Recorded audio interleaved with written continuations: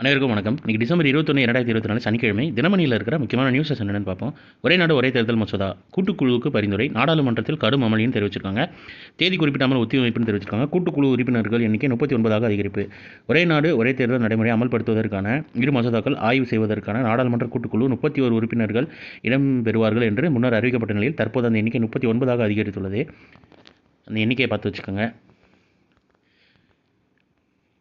அப்புறம் இந்த கூட்டுக்குழுவின் தலைவர் பிபி சௌத்ரின்னு தெரிவிச்சிருக்காங்க.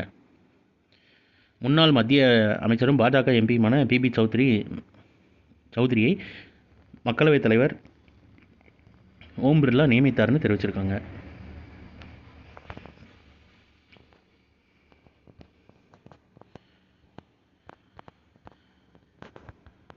அடுத்து அந்த குரூப் 2A முதன்மை தேர்வு தேதி மாற்றம் டிஎன்பிசி அறிவிப்புன்னு தெரிவிச்சிருக்காங்க. குரூப் 2A முதன்மை தேர்வு நடைபெறும் தேதி மாற்றம் உள்பட சில முக்கிய மாற்றங்கள் குறித்த அறிவிப்பை தமிழ்நாடு அரசு பணியாளர் தேர்வாணையம் வெளியிட்டுள்ளது. இதை எப்படி ஸ்க்ரீன்ஷாட் எடுத்துக்கோங்க. அதை பற்றி எலாபரேட்டாக கொடுத்துருக்காங்க. டைம் இருக்கிறவங்க வாசிச்சு பாருங்கள். இல்லை மெயின்ஸ் எழுதுகிறவங்க ஃப்ரெண்ட்ஸ் யாராவது இருந்தால் அவங்களுக்கு கூட ஸ்க்ரீன்ஷாட் எடுத்து அனுப்பிடுங்க.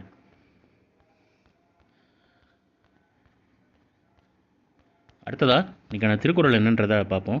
செயற்கரிய யாவுல நட்பின் அதுபோல் வினைக்கு அறிய யாவுல காப்பு. நட்பை போல் செய்து கொள்வதற்கு அருமையான எவை உள்ளன, அதுபோல் தொழிலுக்கு அறிய காவலாக இருப்பவை எவை உள்ளனன்னு நட்பு அப்படின்ற அதிகாரத்தில் திருவள்ளுவர் சொல்லியிருக்காரு. இந்த திருக்குறள் வச்சு உங்களுக்கு ஒரு கொஸ்டின் என்னென்னா, இந்த திருக்குறளில் பயின்று வர அணி என்ன அணி அப்படின்னு தெரிஞ்சவங்க கீழே கமெண்ட்டில் சொல்லுங்கள். அதுக்கான ஹிண்ட்டு திருக்குறள்லேயே இருக்குது. அந்த திருக்குறள்லையே தெரிஞ்சவங்க கீழே கமெண்ட்டில் சொல்லுங்கள், மற்றவங்களுக்கும் யூஸ்ஃபுல்லாக இருக்கும்.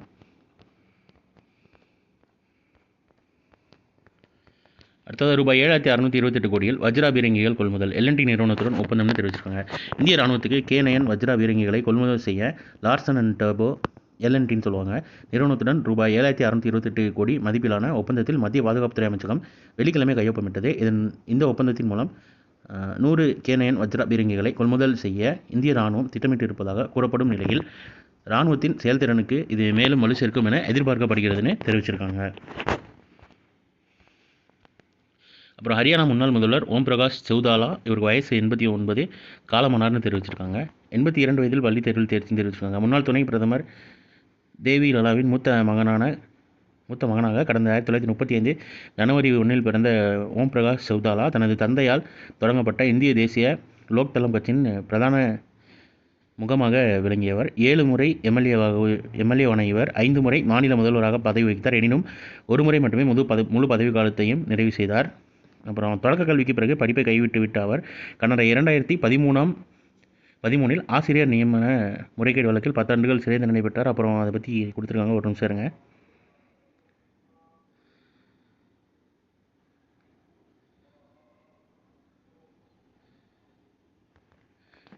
அது 82 வயதில் பள்ளி கல்வியில் தேர்ச்சி ஆனார்னு கொடுத்துருக்காங்க. சிறை தண்டனை பெற்றார். திகார் சிறையில் இருந்தபடியே 10th+2 வகுப்பு தேர்வுகளை எழுதி தேர்ச்சி பெற்றார். அப்போது அவருக்கு வயது 82. சௌதாலா முதல்வராக பதவி வகித்தார். கடந்த 2000 இளநிலை ஆசிரியர்கள் 3206 பேரிடம் பணத்தை பெற்றுக்கொண்டு நியமனம் செய்ததாக தொடரப்பட்ட வழக்கில் அவரது மகன் அஜய் சௌதாலா சிறை தண்டனை விதிக்கப்பட்டு தெரிவிச்சிருக்காங்க. நம்ம நோட் பண்ண வேண்டியது என்னன்னா, 82 வயதில் திகார் ஜெயிலில் இருக்கிறப்போ 10th 12th பாஸ் ஆன ஒரு முன்னாள் முதல்வர் யாருன்னு கேட்டாங்கன்னா இவர் பேர் போட்டுருக்காங்க, ஓம் பிரகாஷ் சௌதாலா. பிரதமர் தலைவர்கள் இவர் மறைவுக்கு இரங்கல்னு தெரிவிச்சிருக்காங்க.